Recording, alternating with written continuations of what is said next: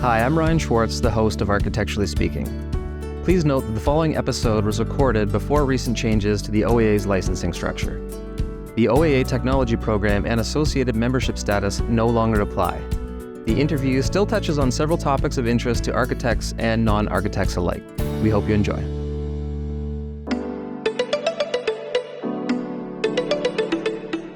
Hello and welcome. You're listening to Architecturally Speaking, a new podcast series created by the Ontario Association of Architects. We're pulling back the curtain to explore the architecture profession, what architects do, and how their buildings affect our lives each and every single day. My name is Ryan Schwartz. I'm an architect licensed in Ontario and your host for the series. And today we're speaking with not one but two guests for the first time. We have Vineetha Sivathasan and Joël León. So in the past few years, they've both overcome a handful of important professional milestones on the road to becoming architects, and that's exactly what we'll be talking about today, becoming an architect. So welcome to you both, and thanks for joining. Thanks for having us. Thank you for having us, Ryan. So I think this will be an interesting episode for the broader audience, and especially anyone that's interested in becoming an architect themselves, or maybe they know someone that's interested in becoming an architect. So just for a little bit of context for those folks listening, where are you both roughly in terms of your career? How far along are you? And Vineetha, we can start with you. I'm just waiting for the paperwork, so I'm pretty close. Just everything is submitted. Just waiting for the actual certification so I can call myself an architect in Ontario. Amazing. Almost there. And what about you, Joël? I'm just a few months ahead. I got licensed in July and got my paperwork and got it back from the framers in December. So now it can go on a wall. I was going to say, is it on the wall? But almost. Okay, almost. So that's the final step, I guess. So I guess in terms of that vein, how long has it taken you both to get to this point? I want to say too long, but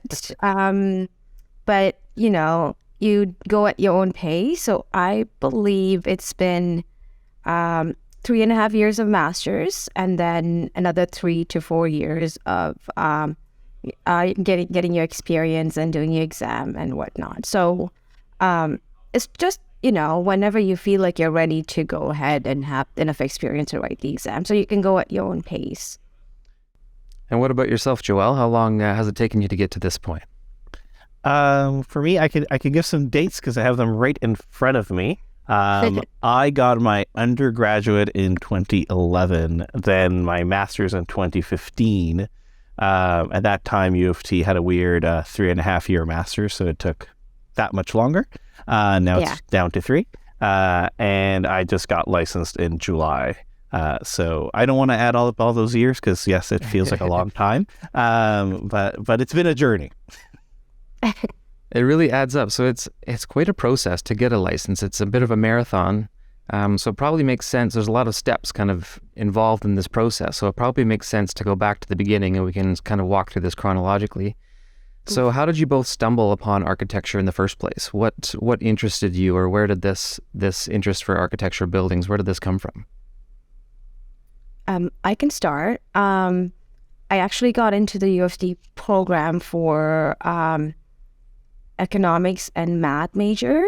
And while I was doing that during the first year, I realized that I don't want to go ahead with a math major. It's not, you know, I like math, but I don't love math enough to put myself through all that.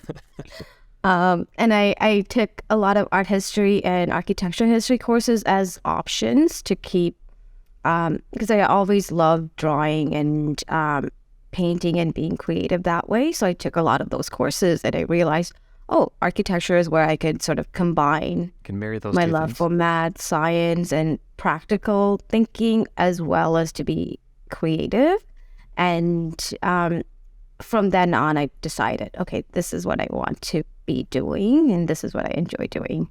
And I guess part of it might be slightly hereditary because my dad was a civil engineer from Sri Lanka. So, you know, he's always building things and I watch him do that. So it's always been embedded in some ways. A little bit of influence there, yeah, for sure. Yeah. What about you, Joël? Mine came maybe a little bit earlier, already in high school when I was trying to consider what I was going to do. Architecture was kind of one of the two things. It was either going to be politics or architecture. Two two seemingly very different fields, but actually quite a lot in common about convincing people to believe in what you're doing. But a lot of it had to do with the education I got in Venezuela. It is a very robust education in arts as well. So we had architecture and art history throughout all my life. We did models for different classes. So when I started architecture school, I already had a kind of working knowledge roughly of what architects do. And then it was just trying to figure out what was the path in Canada, which is very different because there aren't undergrads really that are a professional degree in architecture, right? And so when I was looking at universities here, I was like, wait, they don't teach architecture? Where do we even begin? Exactly. Yeah. There's a lot of steps in the process, and we'll get through those. So that kind of brings me to my next question. You both mentioned school a little bit, and stepping back then to high school, if there's a student out there that's thinking about becoming an architect, is there particular classes or like art sciences? What do you think provides a good foundation for going that direction, or maybe both or something else? I mean art science. Sorry. Go ahead, Vineetha. I would say art science and physics that are sort of prerequisites. Maybe not arts. I think it's physics and math that they sort of asked as a prerequisite. But also if you want to sort of expand yourself and have more of an advantage, I would say taking computer graphic design related courses. So AutoCAD or Adobe Suites, Photoshop, Illustrator, those would definitely put you at an advantage technically, so that you know the basis of the software, so everything else you can sort of figure out, and it'll make it easier. Sorry, Joël. Yeah, no, I mean, interesting enough, I was going to kind of encourage. There's kind of those base courses, but what I've really observed in like our very long journey of licensing is schools have changed their requirements every few years. They drop the courses that they're going to make prerequisites. They put in new ones. They change their curriculum so much that it's a bit of a hard chase of like, if you were trying to think, okay, this is really going to get me ready. In part because every school of architecture in Canada is completely different. So some are really technical, some are more humanities based, some are big picture, some are closer to engineering.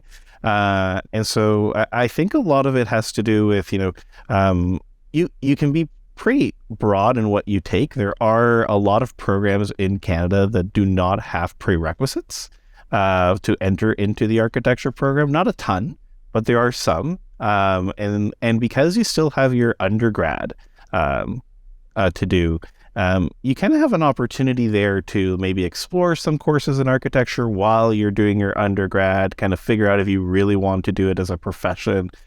Because if you don't have that exposure kind of before you start university, it's not a bad idea to start diving in early, but kind of taking a peek, see if that's really the fit and what you think architecture is, whether that's really what you're getting into. Because it's very different, and people who studied in Waterloo or studied at U of T or studied at Ryerson have completely different experiences of like what their coursework were, and like whether you needed math or not, or whether you needed physics or not. I agree. It's a little bit of just a broad general education in a bunch of different things that will kind of give you a nice little baseline. And can I just add that, we're more than happy to talk to any students who are looking to pursue a career in architecture. And I've talked to people before, and they just have general questions about what it's like. And people are also happy to have you shadow them and see what you do day to day. And it's just a matter of finding architects, and that can be done through the OA website. And then, just contact them and say, I'm looking at a career in architecture. Can I have half an hour of your time? And it's easier with Zoom or, so you don't have to meet in person if you don't want to. And it's, I think I would encourage that, just to know what you're doing and what to look forward to. That's just another little note. Totally. Yeah, I found most architects are more than willing to give a little bit of time to someone that's interested and share their experiences along the way. And we can get into some more contact information at the end then too, for yourselves and for the OAA. So at this point, high school's done. What's next? You're moving on to an undergraduate degree or a technical diploma. What's the next step after high school? Maybe Joël, we'll start with you. Yeah. So, I mean, in Canada, you really have kind of two options at that point. There is kind of the longer path, which is if, you're aiming to be an architect, then you're going to do kind of an undergraduate in one of the accredited schools of architecture. There's only 14 of them, so not as much choice as there are with other degrees, and they're all quite different. Or you can become an architectural technologist, and that is a different path. It is through the college system, and those are 3-year degrees as opposed to kind of the 4-year undergraduate degree. And there's also paths for licensure for architectural technologists, as well as there's paths for different kinds of work. And both of them work in architectural offices. Both of them do a lot of the very similar work as well. So it really is kind of which is the better path for each person. Anything to add, Vineetha? And at least for the UFT program, when I was there, you don't need to have a degree in architecture for your bachelor's to do your master's, and there are a few universities who offer that. So I had friends who did biology or finance, and then they decided, architecture is what they want to do, so they pursue their master's. So that is a possibility. I didn't do my bachelor's in architecture. I did economics and art history. Oh my gosh, it's been a while. So my degrees somewhat relate, but not completely. So I didn't have the studio experience like anyone who did their bachelor's in architecture would have. So that is a possibility if you have different interests. And you do take a lot of knowledge from doing a bachelor's in a different part or a different industry, and then you bring it to your architecture master's, and there's a wide range of knowledge that you have that you can, use. So that is another option. I think that's a great point, and it'll be encouraging for some people too to know that you don't have to pick this career choice when you're 18 or something. You can be quite a ways down the road and completely switch and still, become an architect and do what you need to do, and you can make that switch later in life. And I'd say in my class there was at least 25 to maybe 40% of the students came from a completely different background. So it's always kind of nice to get that influx of different disciplines and things too. So that's great. So the next step, shocker, is more schooling. You finish your undergraduate degree, and the next step is a master's. What can you tell us about that? Well, for that one, again, every school is really different. You have those 14 schools that can kind of give a Master's of Architecture in Canada. So what you're guaranteed, because they're accredited, is that they all cover the basics. All the regulators in architecture have gotten together, kind of said, this is what you need to teach, and you need to make sure people know this before they get out of school.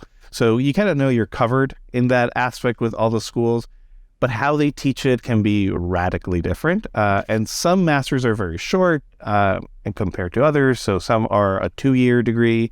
Some are now a 3-year. I don't think anyone has any more 3.5. And then some are co-op. So you get to do placements as part of your master's, and others are, kind of just straight through. You're just doing classes, right? And it's a long path. You feel you've had a lot of education, and then you're still doing more education, right? We're talking about 6 to 8 years. And some of them have requirements to have a degree before, the more technical, like the shorter ones. Others, though, don't, like the U of T one. That's the same one Vineetha and I did. So we had a very diverse class. So your first year ends up being kind of I almost say a skill leveling year. You're learning a lot about people who didn't do their undergraduate in architecture, And those who didn't do architecture are quickly learning drawing and modeling to kind of catch up on those skills.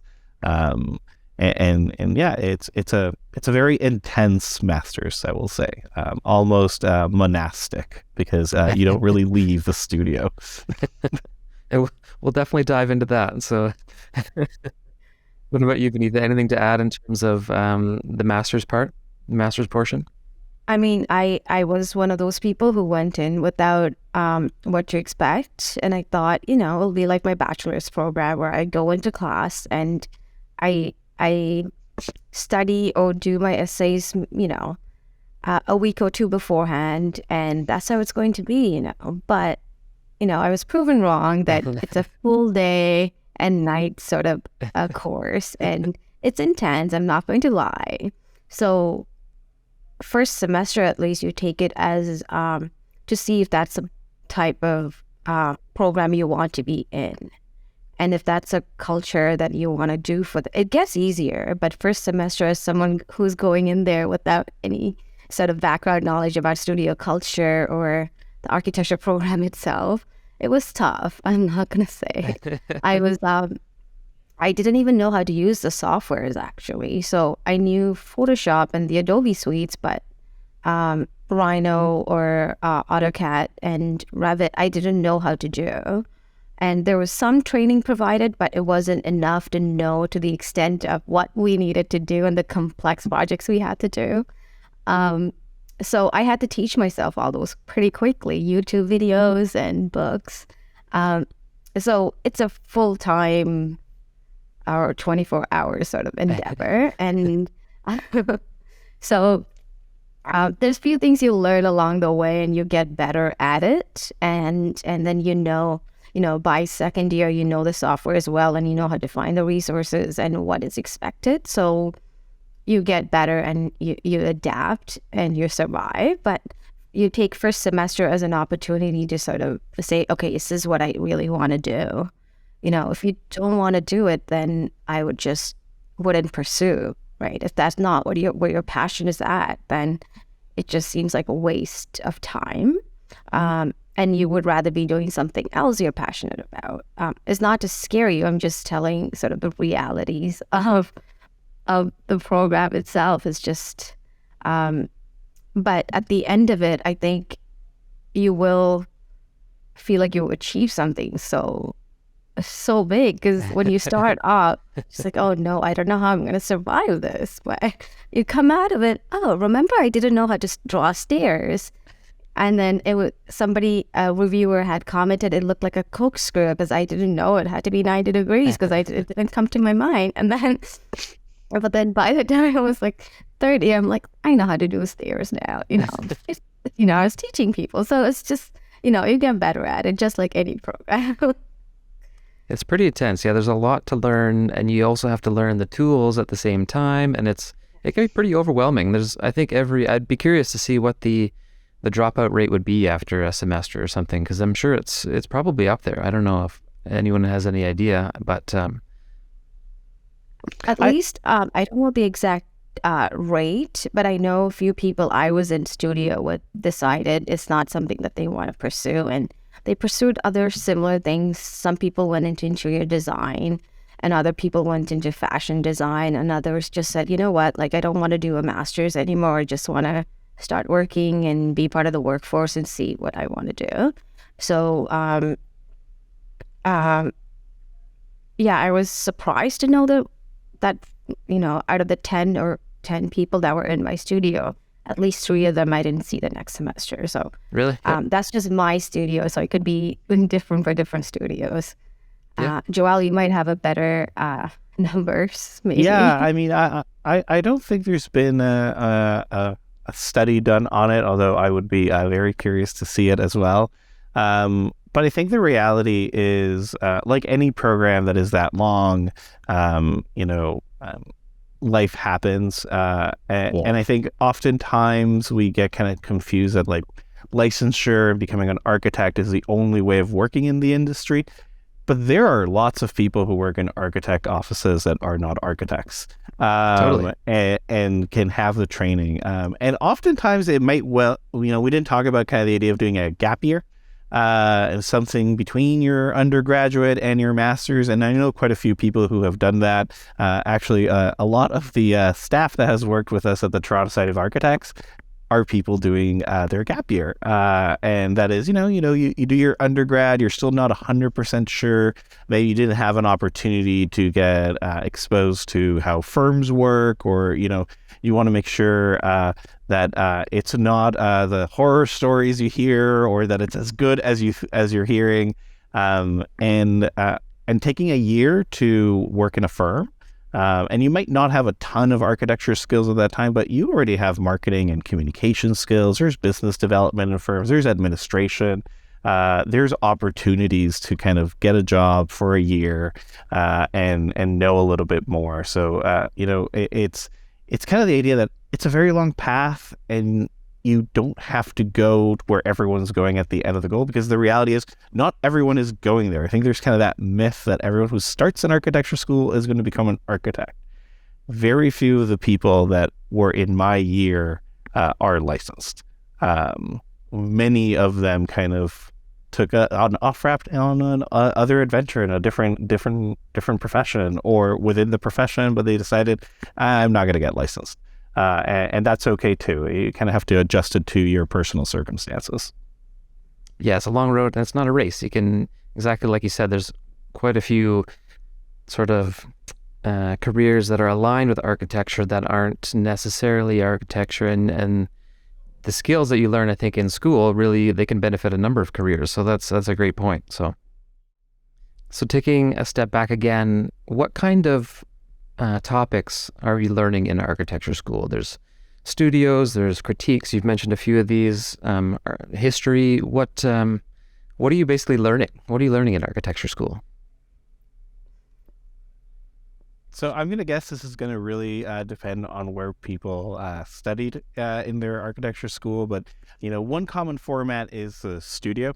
And studio is basically a really fancy way of saying you're doing a project. Usually it's a semester-long project. And you're making, I'm going to say usually a building. It's not always a building. That is something about architecture school. You don't always start with a building, or you don't always end with a building. I always find it's either the first year semesters that don't have buildings, or the thesis projects at the end that don't have buildings. In between, usually building. And you're working progressively on that project over time. And it really, I would say, it's kind of the core of many architecture schools. It's where you spend most of your time because it's your idea, it's your authorship. You're trying to advance something and design something, and you get kind of those critiques, which are very old school way of evaluating kind of architecture projects. Comes from the École des Beaux-Arts in the 1800s. Where professors would go around in a room and look at your projects and make comments. Now you're part of it, you present. So there's a lot of presentation skills that come in architecture school. You are standing in front of your jury often and having to explain your project and what was your intention, and trying to summarize a semester in like 2 minutes. So it has to be very quick. And then there's a lot of other, I would say, kind of supportive courses. They might be history. They might be technical, so you might be learning things like, basics of mechanical or basics of structural. There is usually one professional practice course towards the very, very, very end to start introducing you to like the practice of architecture. But I would say in general, you're not learning necessarily how to practice architecture in Canada. That's not kind of the goal of school. It is instead to kind of understand kind of the how to make architecture, what is architecture, the higher level, so that when you come out into practice, into reality, and you have all those real constraints of the world, you can still hold on to a vision, an idea from beginning to end, and be able to deliver that, despite the fact that in the real world, you have a lot more rules than you do in school. And I can also add that apart from sort of the textbook sort of knowledge, it's more, like Joël said, soft skills that you're learning. especially communications and presentations, which will carry on and you can transfer to any other profession that you want. And also software that you can use for any other profession you want, especially the graphic design skills and even AutoCAD and Revit, which doesn't necessarily have to be for architecture, but you can use for interior design or structural engineering, landscape engineering, or if you want to do an artwork, you can do that. And you also learn how to think critically and not just think literally how this is how it should be, but because you're criticized so much for your project and you learn how to think and self-criticize yourself, so you know how to make your project better or sort of think about it that way. It's just like, oh, what is wrong with this idea, or what could be done better? And you're always thinking in that way. And you also learn to get a thick skin because you can't take everything too personally. All these opinions are sort of subjective, and everyone's opinion differs because they have their own perspectives and views. So you had to also sort of, if you believe in the idea, you had to be stand for it and think through it and work out some of the problems. So there's a lot of soft skills that you had to learn. And personally, you also had to learn time management and how not to burn out and how to take care of your mental and physical health. And that's something you continue to do even after you graduate from architecture, just like any other profession. So you sort of start to do that if you are conscious of how your mental health or physical health is, that, sometimes if you miss a meal, or you have to make it a point to make sure you take care of all those things. So it's not just architecture, but everything else that combines into it. I also, at U of C, I took a lot more sort of, my elective courses were in weird sort of courses, sort of like film and architecture or memory and architecture. And those type of courses there's one course that was video game and how architecture plays a role. And Minecraft is like one module, and how that sort of, they use that one cube to build dragons and castles and people and axes. I thought that was very interesting. And, you can take fun courses as well. It doesn't have to be strictly theoretical and intense. I took dictatorship in architecture, which was intense, but dictatorship in architecture after 1940, so after World War II. So it was just like very interesting sort of courses that you learn a lot more about architecture and the influence and what we can, and it sort of changes your perspective on, it's not just buildings, but there's so many other aspects that it actually plays a role in. So I would encourage taking different electives as well, and sort of expand your knowledge. And it'll also play a role in sort of shaping how you think when you're designing a building and how you theorize things as well. So, yeah. You brought up a really good point, and that's time management. And I think that kind of leads into another discussion in terms of the culture of architecture school, because it's so, for those that haven't been to architecture school, it is very intense. It can be a lot of hours, and it doesn't necessarily have to be that way, but it's kind of seen as a rite of passage, for better or for worse. So maybe we should touch on that for a minute. And Joël, you can start just about the culture and how to have that work or that student life balance and that, the intensity of it all. Yeah, it's a topic worthy of a podcast all by itself. But architecture school is very intense. Kind of the idea is that you kind of go in. It's a very short amount of time to learn a lot of things, and so there's a lot of hours. And actually, when I was in graduate school, I was part of the student union, and we actually did a mental health survey. And that was the first time we did that at U of T. Now I think it's become a yearly thing, which is really great. And there's checkpoints throughout the year, very different than when we were in school. And it was interesting. Some of the results, pointed out that, people were spending almost 80 hours a week inside of the building. And so the building was really your home. You were spending more time there than you were with your family, if you had family. You were very intense in school. Now, that being said, those 80 hours, some of it is spent on projects and working, but others are spent just getting to know all the other people in the building. And I will say, while there's a lot of negative things that come from that very intense pace of architecture school, you have to be aware of your own physical health, of your own mental health, of making sure you're exercising, taking breaks, things like that. The really good thing is the friendships you form and the relationships you form and the people you meet in architecture school. It's a very small profession, really, here in Canada. The people you meet in architecture school, you will know them for the rest of your life. You will cross paths many times throughout school.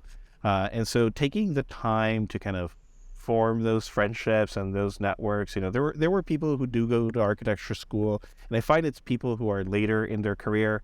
They maybe are coming back for their master's after working for many years at a firm or something, and they treat it like a 9-to-5 job. They come in, they do the work, they get out. They're not there to talk to people or interact. That's not their goal. But I do think they miss kind of one of the big things about architecture schools, which is getting to know others, getting to know other people's interests, maybe getting involved with other things. Had I not been in the student union, I don't know if my career path would have been the career path I ended up on now.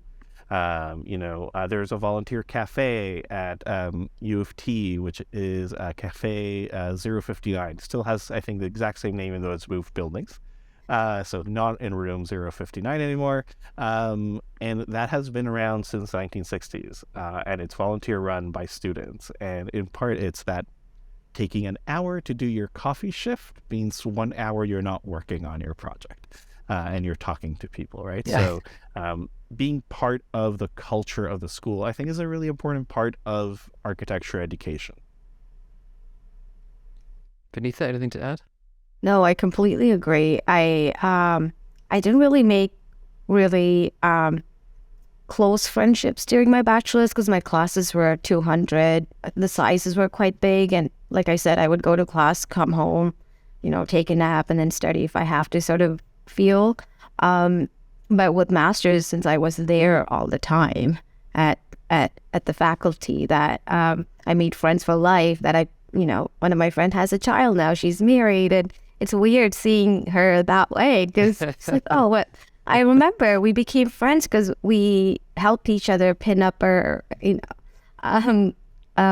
boards for a review, and I was panicking, and she's like, oh, let me help you, and that's how we became friends. And so we made friends for life, and the social aspect definitely helped because we started asking each other, oh, let's go do this. So we have a break in between and this. Let's go to this restaurant, or let's go play pool downstairs at the student center. It was the Cafe 59. There was a lounge space. And I remember sleeping on the couch because I was in pain. I had cramps, and I'm just like, well, this is what I'm going to be doing. So, and my friends were there to help. So those are memories that I can't forget. And I definitely say taking the time to volunteer has also helped. I know I didn't volunteer so much when I was doing my master's, but I was volunteering a lot more when I was doing my bachelor's, which was also at U of T, and I carried some of the ones forward. And I was part of the Hard House Art Committee, and we would do shows and look at art as part of the committee. And I also worked at the Art Museum. So I had a work shift that I had to work when I was doing my master's, and I'm glad I had to work. A little bit, yeah. And I'm glad that I had to work because then I would take the time that I was at the gallery to talk to people who were coming to the art shows and talk to them about art and also painting and drawing and go to opening nights for that. So it was just like two separate worlds in some ways, but also similar. And so I needed that break in between. If you've been to U of T, the architecture school is on the Spadina site, and Hart House, which is where the art museum is, near the university line. So they're two opposite ends. So they pretty much have to go across where the boundaries of UFTs are, which was a great walk. That's your exercise right there. Exactly. And it's like a great exercise that I loved it. And that also paved a lot of my interest in art and architecture in that sense as well. And talking to different people of different age groups, that helps, because then you're not just in the silos of talking to only architecture-minded people who are only in studio, but from volunteering at different programs and events, you just meet a lot more diverse people. I remember signing up to volunteer at a food bank because I saw a sign. I'm like, oh, let me go help out this one day, and it'll help with my mental health, and it'll help clear my head because I can't always think about architecture. And I met a lot of great people there as well. So it doesn't have to be, you don't have to always volunteer for architecture related organizations. You could volunteer for similar interests. UFT has great clubs, and I'm sure all universities have different committees and clubs that you can join and be part of that. And I think that would also be part of sort of your time away from architecture, but also you're developing relationships and friendships that would help you sort of expand your network and skill sets. And you never know who might need architectural services in the future, And I think it's like you said, it's healthy to get out of that bubble a little bit and not just live in not just the building, but the world of architecture itself. So that's a great point. So at this point, you finish your undergraduate degree, you finish your master's degree, the next step, becoming an intern. So maybe, Joël, you can speak about that for a moment, what that entails. Mentoring, that's an important point. So what's involved in being an intern? Yeah, so being an intern architect is basically, it's this period where you're still training a lot in learning how to actually practice architecture, but now you are in the working world. You are paid a wage. It's not, there's always kind of this misunderstanding of what intern can mean. This is not the word intern as it's in a common use of, someone who is there kind of maybe working for free, although that is illegal in Canada and no one should accept that. This is actually, you are a professional. You just don't have your license with the OAA quite yet.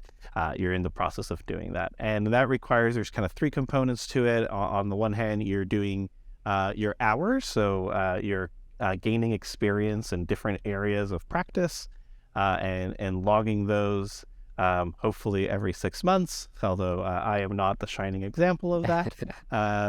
And you are also going to be talking with a mentor. And the mentor is someone outside of your practice who does have a license, who can give you advice and kind of be a sounding board. And that relationship really kind of depends on you finding someone that you can kind of connect and have that discussion with. And that will understand also your goals. Like I tried to find someone who volunteered a lot as well and understood the value of volunteering. Because when I started my internship, I got a lot of architects saying, why are you wasting time not working on your hours? You should just be focused on that. And I was like, well, I don't want to do that if I can't volunteer and do other things. There's more to life. I tried to find someone who was and there are many architects that are that. So you just have to kind of ask around. You're also doing your admissions course, which is an OA course. It's now offered online, really, really great and really straightforward to do. And it's kind of covering a lot of aspects of practice. And then you're hopefully by the end of all that, you will take your exams. And they're not really things that you have to take at the very end. You can kind of take them halfway. I think it's 2/3 of your hours, something like that where you have to be at. So it's not really necessarily the last step. You might want to do it a little bit earlier. I found it was easier to do once I had all my hours that I needed for the exam, because I was like, I still know how to study from school. And I am not that far removed from my master's that I have forgotten how to study for exams. So let's do it now. It's it's a weird time because I think you're working and you're a professional and you have all the responsibilities that a professional has. You just don't have the title of architect. So you're also, I almost say it, you're doing another job on top of your job. The job of logging your hours and writing what they are and keeping up with that. It takes time and it takes dedication to kind of get through it. And I think it's generally easier if you don't have any sort of commitments in terms of if you don't have anyone to take care of, or if you don't have other sort of responsibility. Because if you have kids or if you have a baby on the way, and although I met a lot of people who decided to start their own firm or whatnot after they're on mat leave, which is sort of interesting because it's just like, oh, maybe, it's like, oh, I thought you would need to spend a lot of time with your child, but it's like, no, I got bored and I need to start my firm right now and bring on extra stress. But, a lot of people thrive in that, that sort of like pressure and environment. So it depends on people to people for sure. But if life happens, like we said, and some people, it might be harder to allocate that time. So they might push it further. Other people, they're just hyper-focused and this is what they want and they decide to do the linear path.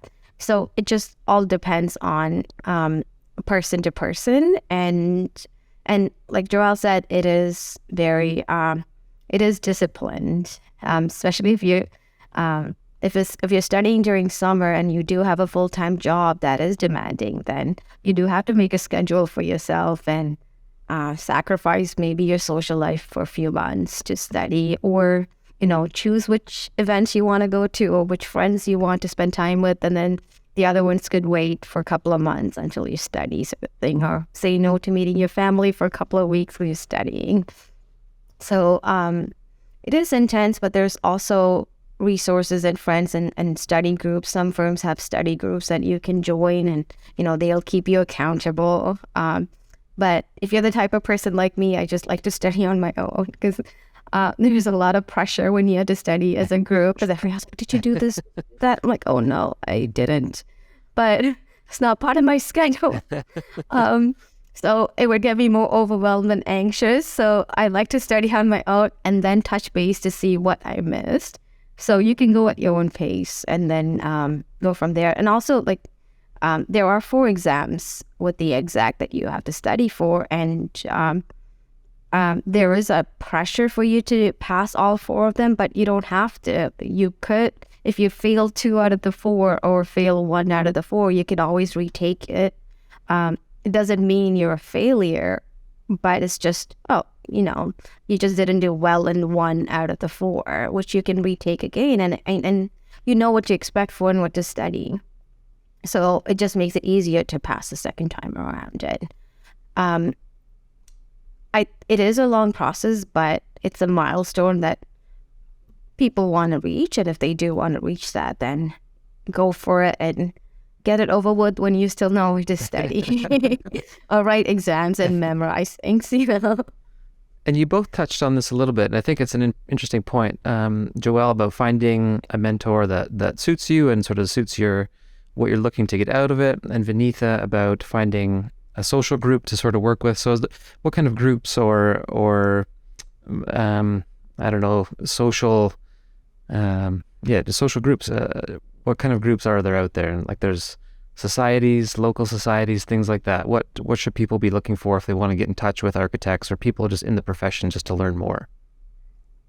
I'm part of BEAT, which is Building Equality in Architecture Toronto, and I'm an executive committee member, and we are a national or a not-for-profit. So there's different chapters across Canada now, and so that's one of the organizations that we do public programmings relating to women in architecture and diversity and equity. So anyone is welcome to join, and people usually come there to meet mentors or people that they look up to. And if you're at an event like a seminar, then one of the speakers sort of resonates with you, you can go up to them and talk to them and be like, hey, I'm looking for a mentor for my internship. Can we chat and see if we're right for each other? Because it's almost like you're figuring out if this person is right for you as much as them, because they're going to allocate time for you as well. So you just want to make sure it's the right fit. But I also think apart from the OA mentor, which is required if you want to get your license, you can have multiple different members who are unofficial members that you talk to and get advice on. It doesn't have to be one person per se. It could be different people because people have different perspectives and views, and you should talk to as many people as you want. And if architects, maybe your age or older or much older, depending on who you're interested in, I think people are almost always happy to share their experience and share their wisdom with you, and give you their opinion, as long as they have enough time to, spare for you. And most often people do, and they're pretty great about it. And there are other organizations like BETA, which is the Black Architects Association, and SOSA, which is the South Asian Architects. And I believe Joël is going to touch on the society, so I'm going to pass it on to you. Perfect. Sure, I'll take it there. Yeah. So I mean, there's so many different organizations out there, and local societies, of course, it's actually a really unique thing. Only Ontario has them, and they're kind of a part of really our unique legacy of how we became a regulated profession. And a local society is just a group of architects, basically, and they started very social in nature, about just chatting with each other, talking about each other's work. They're much bigger now, but they really range. They're all over Ontario, and the smallest society, I think, has about 12 people in it. And the largest society, that one is the one I do the programming for, Toronto Institute of Architects. We have 2,400 members, so very different in scales. And a lot of it is there are places to meet people. So we run networking events, we run lectures, tours, and those are those opportunities to go meet people outside of your office that might have different points of view. So I find it really valuable for finding a mentor or realizing that, hey, maybe there's something your practice is doing that you thought is standard practice and it is not. You won't know that until you start talking to other people in other practices, right? So, but there's also the Architecture Conservancy of Ontario, and they have branches all over Ontario, and they deal with more kind of heritage issues. And there's groups that appear all the time. There's new groups trying to reach different audiences. And we have tried a little bit more in the last few years to coordinate among all these groups and networks. So if you know one of them, they probably have the contacts for all the other ones and can really help you kind of explore what are those other groups. Because again, small profession. So even though there are many groups, we all know each other. And the people who are working on them and are always looking for opportunities to kind of do things together. But yeah, there's lots of groups to get out there and get involved. That's perfect. That's helpful. So for anyone also interested in more information relating to like education or certification licensing, I'd highly recommend that they go to the OAA's website. That's the Ontario Association of Architects. That's at oaa.on.ca. And that also goes for anyone coming from, say, another country with an architecture education or license. They can sort of see what the route is for them specifically. And that will bring us to the rapid fire section of the questions. So we'll just quickly run through these, and don't worry, they're nice and easy. So on a scale of 1 to 10, how messy is your desk right now? 11. Mine's is about 7 because I don't usually work from home. But, at my office, it would be more messy. Perfect. Are there any favorite buildings or cities that you either have in terms of architecture? Favorite building right now, it changes by day. But today I'm feeling Robarts Library. City, I will always have a love for Caracas as well. I can't think of a favorite city off the top of my head. But favorite building, I really want to say John Andrews U of T building, because I used to study there a lot, and people used to hate the brutalist architecture, but I loved it. bonus points for an Ontario building, so that's great. Next question. So no budget or building code constraints. What would you change about your house or your apartment, condo, whatever it may be? To make it better acoustically, so I won't hear people talking from the bedroom or people above. And we also have solid. I was going to say solid core doors. Yeah. Same kind of thing then. Yep. All right. Next question. Fill in the blank. The best buildings are blank. Fun. Functional. Good answers. And the last one, are there any favorite resources that you might recommend, like books, documentaries, websites? We mentioned some groups. Anything else where people can go to learn more about architecture? I was going to say JSTOR, you can make an account with them and you have sort of a limited amount of articles you can read. And I feel like I haven't been doing a lot of academic reading since I've been in the workforce. So I've been getting on that now. So I highly recommend it. Perfect. Visit your local archive. There are so many amazing archives in Canada. So whether it is in your city, your local library, your town that have records, and you can go see the original drawings of buildings in your town and maps. And even early concept models. I'm a huge archive nerd and love spending time with the archives. That's great. Those are great answers. That's fantastic. Well, that wraps up this episode of Architecturally Speaking. We've been chatting with Vineetha Sivathasan and Joël León.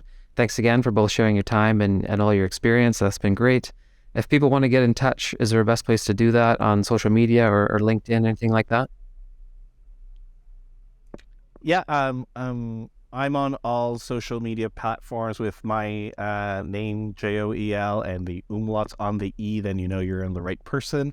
But also as well with the Toronto Society of Architects, it's really where you're going to see a lot of what I share because I spend more time on their social media than on mine.